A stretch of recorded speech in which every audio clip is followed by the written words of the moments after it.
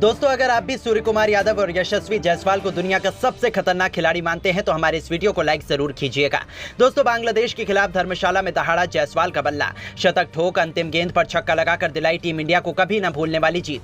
तो आखिर जब अंतिम गेंद पर चाहिए थे 6 रन, कैसे जायसवाल ने लिखा अपने बल्ले से नया कीर्तिमान, कैसे अपने बल्ले से बांग्लादेश की गेंदबाजों की उड़ाई धज्जियां, कैसे जायसवाल की बल्लेबाजी देखकर थर-थर कांपने लगा बांग्लादेश, कैसे दोनों टीमों के बीच खेले गए अंतिम गेंद तक रोंगटे खड़े कर देने वाले रोमांचक मैच की पूरी हाईलाइट तो हम आपको जरूर दिखाएंगे। लेकिन उससे पहले आपको क्या लगता है, शुभमन गिल और यशस्वी जायसवाल में से कौन है सबसे खतरनाक खिलाड़ी? नीचे कमेंट करके जरूर बताइएगा। दोस्तों, भारत और बांग्लादेश पहला T20 मैच के लिए दोनों टीमें धर्मशाला के मैदान में आमने सामने हुई। भारतीय कप्तान सूर्य कुमार यादव ने टॉस जीतकर बांग्लादेश को पहले बल्लेबाजी करने का न्योता दिया था, लेकिन बांग्लादेश T20 मैच में कुछ ऐसा कर जाएगा इसकी उम्मीद तो शायद किसी ने भी नहीं की थी।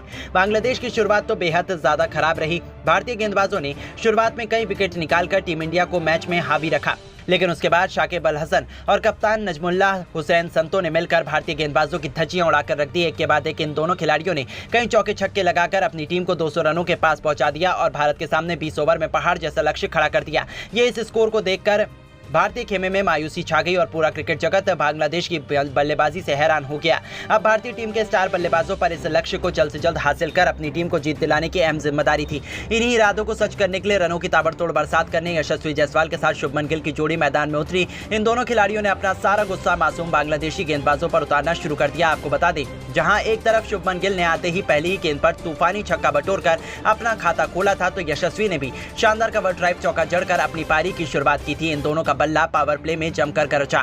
6 ओवर का बखूबी फायदा उठाते हुए उन्होंने अपनी टीम को 65 रनों तक पहुंचा दिया था। जीत की नींव बिछा दी गई थी। ऐसा लगा था कि अब तो टीम इंडिया को कोई हरा ही नहीं सकता है, लेकिन फिर होता है बांग्लादेश की वापसी का शंखनाद। एक बार फिर चलता है शाकिब अल हसन का जादू। जिस तरीके से उन्होंने सभी बल्लेबाजों को अपनी धुन पर नचाया, वैसे ही हमें इस मुकाबले में भी देखने को मिला। जी हां दोस्तों, शाकिब अल हसन ने आते ही लगातार 2 गेंदों पर पहले शुभमन गिल तो फिर अगली ही गेंद पर विकेटकीपर संजू सैमसन को चलता कर भारतीय टीम को 2 करारे झटके दिए थे। शुभमन गिल 29 रन बनाकर पवेलियन लौटे, तो वहीं संजू सैमसन का तो खाता भी खोलने का मौका नहीं मिला था। अचानक से टीम इंडिया की कमर टूट चुकी थी। बांग्लादेश मैच में वापसी आ चुका था। इसके बाद मैदान पर रिंकू सिंह यशस्वी जायसवाल का साथ देने के लिए आ गए। इन दोनों बल्लेबाजों ने मिलकर खूब तबाही मचाई और टीम इंडिया के स्कोर को 10 ओवर में 110 रनों तक पहुंचा दिया। जहां यशस्वी जायसवाल ने मुस्तफिजुर रहमान की गेंद पर सिंगल लेकर केवल 31 गेंद पर अपना अर्धशतक पूरा किया। इसके बावजूद इनका बल्ला रुकने का नाम नहीं ले रहा था। रिंकू सिंह के साथ मिलकर जायसवाल ने अर्धशतकीय साझेदारी पूरी कर ली।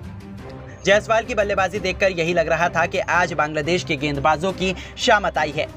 जायसवाल बेरहमी से गेंदबाजों की धुनाई कर रहे थे। देखते ही देखते उन्होंने केवल 58 गेंदों पर अपना तूफानी शतक ठोक दिया और अपनी टीम को जीत की तरफ बढ़ा दिया, वो भी मुस्तफिजुर रहमान की गेंद पर उनके सिर के ऊपर से तूफानी छक्का लगाकर, जो देखते ही बनता था, क्योंकि यशस्वी जायसवाल अकेले ही बांग्लादेश के लिए यमराज बने हुए थे। लेकिन वहीं रिंकू सिंह अपना विकेट तस्कीन अहमद को दे बैठे। टीम इंडिया का तीसरा विकेट गिर गया था। भारतीय टीम एक बार फिर मुश्किल घड़ी में नजर आने लगी। रिंकू सिंह टीम के लिए 40 रन बनाकर पवेलियन लौट गए, लेकिन अब यशस्वी जायसवाल का साथ देने मैदान पर सूर्य कुमार यादव आ चुके थे और मुकाबला आखिरी 3 ओवरों में जा चुका था, जहां टीम इंडिया को जीत के लिए अभी भी 54 रनों की दरकार थी। बांग्लादेश की जीत निश्चित मानी जा रही थी। 18वां ओवर लेकर आए बांग्लादेश के सर्वश्रेष्ठ तेज गेंदबाज मुस्तफिजुर रहमान, और फिर क्या था, स्ट्राइक पर मौजूद सूर्य कुमार यादव ने इस ओवर में अपनी क्लास दिखाई। उनके इस ओवर में 2 चौके और 2 तूफानी छक्के लगाते हुए सूर्य कुमार यादव ने कुल 23 रन बना डाले, जिसकी बदौलत भारतीय टीम तेजी से लक्ष्य की तरफ अग्रसर हो गई थी। अब भारत को आखिर 2 ओवरों में जीत के लिए 31 रनों की दरकार थी, लेकिन पारी के 19वें ओवर में गेंदबाजी करने के लिए आए खतरनाक गेंदबाज शाकिब अल हसन ने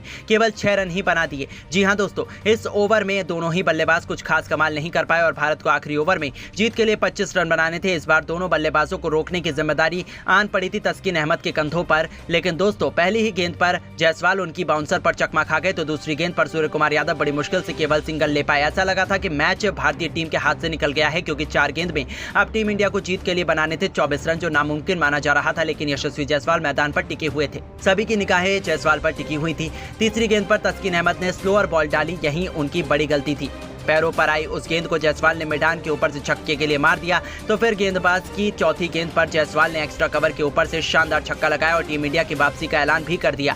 अब 2 गेंद में 12 रन बनाने के लिए रह गए थे। 5वीं गेंद पर गुस्से से बौखलाए तस्कीन अहमद ने जोरदार बाउंसर मारी, लेकिन इसे भी जायसवाल ने मिड विकेट के ऊपर से छक्के में तब्दील कर बांग्लादेश के पसीने छुड़ा दिए थे। अंतिम गेंद पर केवल 6 रन बाकी थे। जायसवाल प्रशंसकों को उम्मीद थी कि वो भारत को जीत दिला देंगे। आपको बता दें, तस्कीन अहमद ने इस बार परफेक्ट यॉर्कर डाली।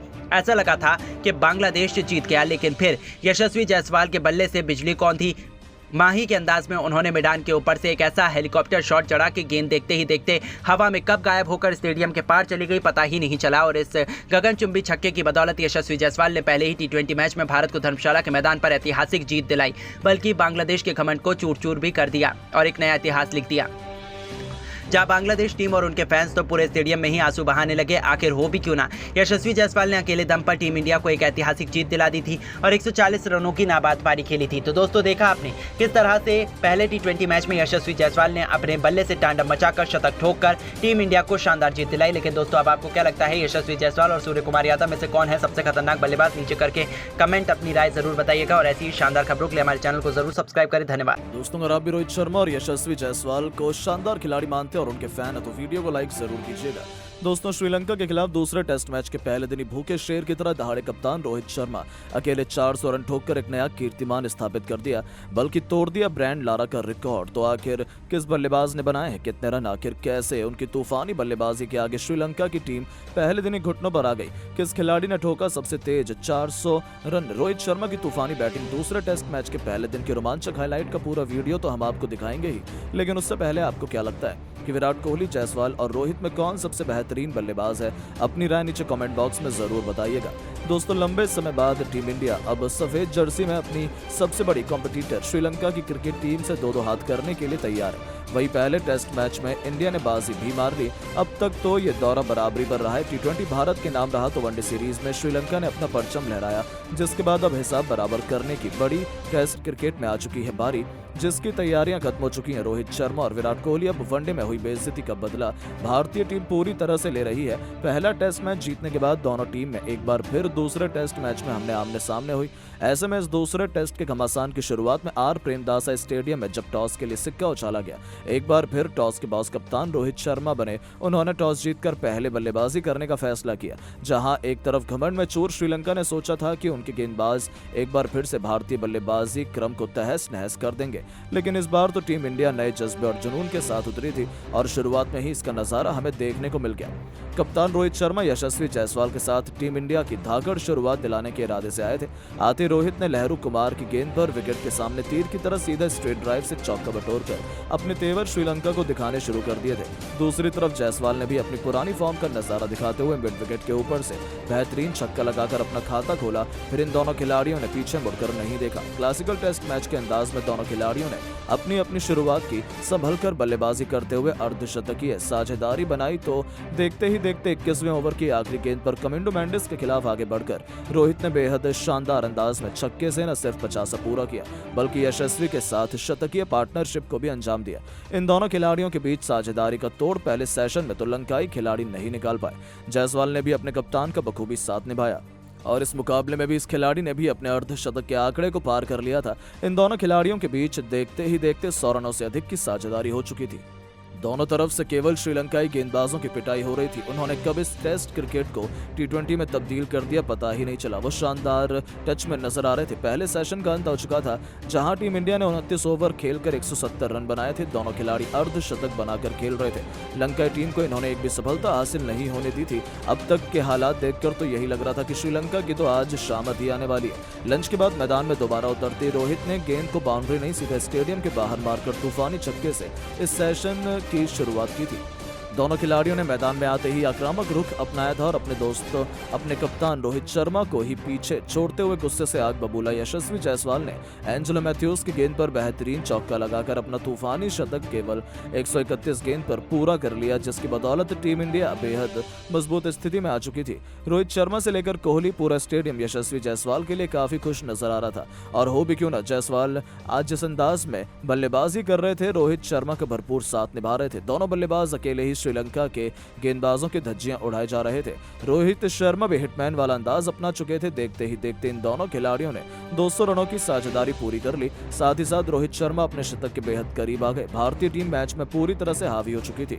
रोहित शर्मा ने भी हसरंगा की गेंद पर शानदार चौका लगाकर अपना शतक पूरा कर लिया। इन दोनों बल्लेबाजों ने कुछ देर तक मैदान पर ऐसा तांडव मचाया कि जिसे देखकर श्रीलंका के गेंदबाज पूरी तरह से हैरान और परेशान हो गए। इन दोनों खिलाड़ियों का बल्ला रुकने का नाम नहीं लिया। T20 के अंदाज में ये दोनों खिलाड़ी खेल रहे थे। भारत का स्कोर 300 रनों के पास आ चुका था। अभी तो ये दोनों बल्लेबाज इस अंदाज में बैटिंग किए जा रहे थे। देखते ही देखते इन दोनों खिलाड़ियों ने तो एक नया कीर्तिमान रच दिया। ओपनिंग करते हुए दोनों खिलाड़ियों ने सबसे बड़ी साझेदारी बना ली और जायसवाल अपने प्रचंड रूप में आकर 150 रनों का आंकड़ा पार कर गए।